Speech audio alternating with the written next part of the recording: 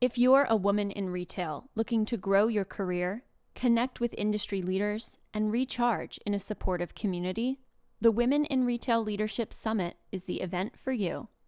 And to all of our male listeners, if you know an amazing female colleague who would benefit from this experience, be sure to pass the word along. Happening at the beautiful Ritz-Carlton Amelia Island on April 28th through the 30th, registration is now open at womeninretailsummit.com. Women in Retail Leadership Circle is the sister brand of Total Retail. Welcome to Total Retail Talks, your podcast channel for retail knowledge. Hello, and welcome to this episode of Total Retail Talks. I'm Joe Keenan, the editor-in-chief of Total Retail, and I'm excited to be joined on today's show by Kostas Georgakopoulos, who is the Chief Technology Officer and Chief Information Security Officer at Mondelēz. We're going to be talking to Kostas today about Mondelēz's digital innovation, including its announced migration to Amazon Web Services and the impact that could have on its business. So, Kostas, thanks for taking the time to speak with me today. Joe, it's a pleasure. Thank you for the invitation, and I look forward to sharing our experience and journey. So I think a lot of people are familiar with Mondelēz's brand names, but I would love for you to kind of start by telling us a little bit about the Mondelēz organization and then your specific role within the company. Yeah, great. I joined the company in March of 2021 as CTO and CISO, sort of unique blend of roles in the organization that have a significant number of parallel paths, but not the same, different missions. And it was really exciting to have that opportunity to kind of converge and bring some of those capabilities together. Part of the journey that we've been on, and part of the reason I came to the organization, was really the digital transformation that was started in the early 20s and really took on a lot of, I would say, speed and agility in 2021. And we've been working very closely with our business partners to try and obtain a strategy that would allow growth, that would allow business transformation. And certainly cloud played a key role in that regard. And we started to look closely at the capabilities of all our cloud partners. So we leverage Azure, we leverage AWS and Google. And we centered on our S4 transformation journey as really the impetus for us to begin thinking differently and thinking more objectively on what we wanted to accomplish as a business.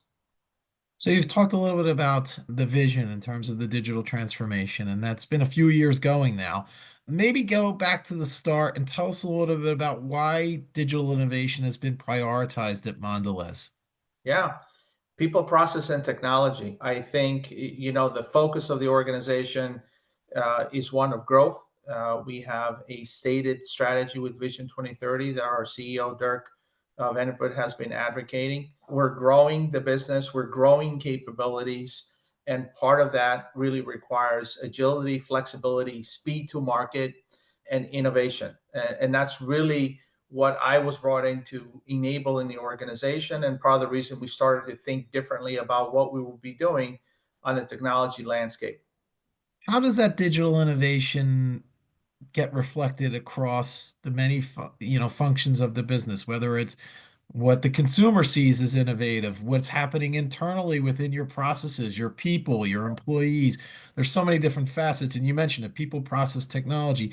Maybe an example, or maybe you could talk a little bit about how it kind of touches each piece of those three. Sure. Look, let's focus on the innovation aspect, and then I'll focus on the people, and we'll get to the technology Yeah. as well. For us, really, when we started to think about digital transformation, we really wanted to focus on enabling the business. How do we get capabilities to our workforce quickly? What enables that? What are the software solutions that allow for that? And what hyperscalers enable us to do that in a way that provides us some competitive advantage? One of the things that I did as a CTO as part of joining the organization was build an engineering organization. We didn't have one. We relied exclusively on third parties. We now have an internal engineering team globally. I would tell you it's one of the best organizations I have been a part of in terms of capabilities and capabilities. And one organization has been recognized by the likes of MuleSoft, Salesforce, and AWS in terms of our ability to innovate, get products out, and enable the business. So that really was a strong focus for us when we're thinking about innovation. And then we tied in our strategy on our supply chain. We tied our strategy with the capabilities that we go to market, our back-end systems, our order entry systems, which are all running on SAP. And we decided concurrently that we were going to move towards S4. And then we had to make a decision on whether it was going to be S4 on our cloud or S4 Rise, for example, a SaaS solution by SAP. And those things really converged for us from an innovation perspective. So when you think about what SAP does from an ERP perspective and what they're doing in terms of capabilities such as AI, for example, the ability to move quicker with market solutions, for example, on S4 Rise are significantly faster than they would be if we were managing and operating. And I think Christian Klein has spoken multiple times on this. Feature set capabilities, particularly the ones that are AI, are going to be released first on S4 Rise. And AWS really came into focus at that point because we wanted to work with a partner that really innovated with SAP, and we would be welcome as an addition, as an innovation partner, which we are with AWS. So we brought those things together in focus. SAP has great partnerships with all the cloud providers, but I think the thing that sets them apart is what they're doing on innovation, and they're innovating with AWS. Their BTP platform, which is a core capability for S4 Rise, runs on AWS. There are over 70 or so features and capabilities that run on BTP. The vast majority of them run on AWS. So you've kind of provided a nice segue for my next question, Kostas. You've alluded to the critical nature of the cloud as you think about business operations for Mondelēz, and you've announced that you've partnered with AWS to help in this arena. Maybe talk a little bit about why rather AWS was the right partner, right solution for your business needs. Yeah. Well, I had quite a bit of experience with AWS while I was the CISO at Procter & Gamble. And we had initiated a long program on exiting at the time from our DXC managed data centers to AWS. I had an engineering organization at the time, and I really saw a difference in speed, agility, technology, the capabilities to be able to move quickly. In fact, we just experienced a very similar piece of work on migrating, dozens of systems from DXC and Azure into AWS over the weekend with literally no disruption, no downtime, and really seamless for the business. So I think, the experience that I had at Procter & Gamble, I carried over into Mondelēz and really looked hard. It was an 18-month process. It wasn't as if I came in to Mondelēz and said one day, hey, we're going to change direction and strategy. It was the confluence of what we were doing from a business perspective, what would technology enable, what were the people, the staff capable of delivering, hence the engineering capability that we built and designed. And then kind of marrying all of those things together to really give us agility, speed, significant cost savings. Our cloud costs, I would tell you, are significantly lower than they were had we gone into a different direction. And the proof is in what we're doing right now, the speed at which we're transforming our back-end systems, the speed at which we are transforming our digital capabilities, reducing costs, simplifying our landscape. We have an example. We have moved close to 50 file servers from running on Azure and DXC into serverless architecture on AWS and brought the cost down by 90%. Just amazing enablement for us. Yeah, you've outlined very nicely some of the business benefits that you've realized. Talk a little bit about maybe there's a specific example, and this can be across any part of the business. The way that Mondelez is working with AWS, if there's a certain use case you might cite that it would be helpful for our audience. Yeah, look, one of the more critical capabilities as a CTO that I've been focused on is our ability to service requests that are coming from a variety of internal customers, right? We're talking about internal customers at this point.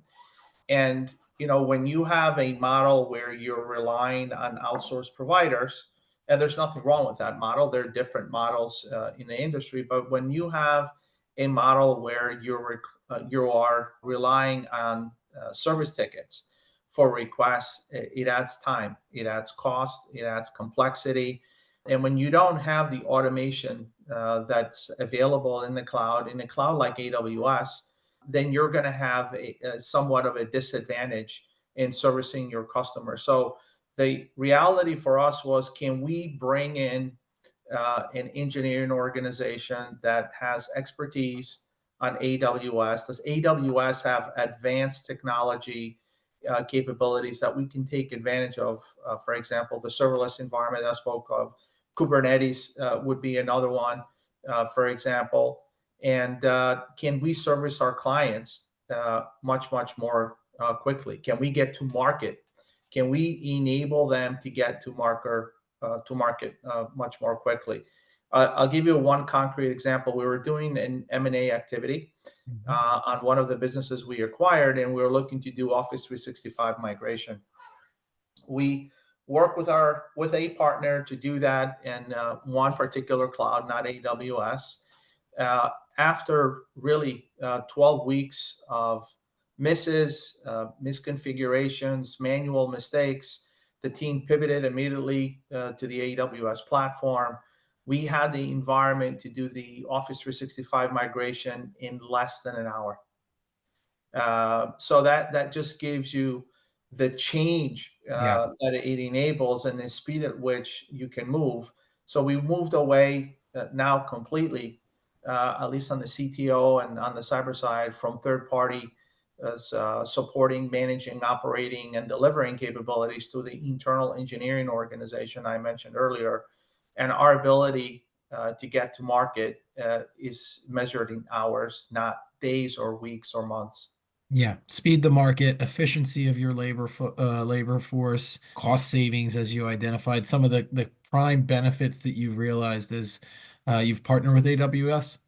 Yeah, and right now the thing where we're experimenting, what's really exciting, the team walked me through our AI capabilities are available from a software engineering perspective.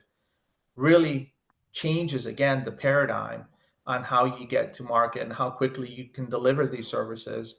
And for us, it's really exciting. When I think about the solutions that we've deployed, for example, and I want to avoid some of the names of the products, but we have identity and authentication systems today that are running exclusively on Kubernetes, on AWS, and we have the ability to fail over in any region of the world, in less than 10 minutes. We have the ability to track down what we are paying down to the specific user that's accessing a particular service or consuming a particular service on AWS, which is again pretty important for us as we think about enabling the business further and providing digital transformation with cost transparency.